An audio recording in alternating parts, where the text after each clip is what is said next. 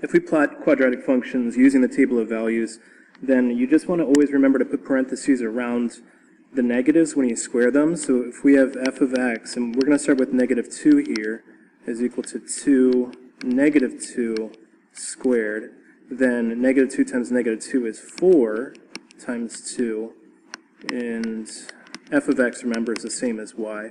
So f of x, and we get 8.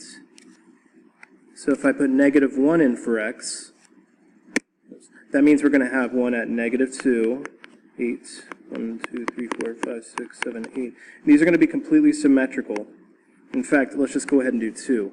If we put 2 there, 2 squared times 2, then we also get 8. So at 2 we have 8 as well. And next, we are going to put in negative 1, put in negative 1 for x, negative 1 squared with parentheses around it is positive 1, and 2 times positive 1 is 2. If we put 1 in there, we get 2 as well. If we put 0 in there, we get 0. So we're just going to have a very steep parabola. We're going to graph negative 1, 2, 1, 2, and then 1, 2. And a parabola this is an upwards facing parabola, and there it is. It's going to go on forever in that direction.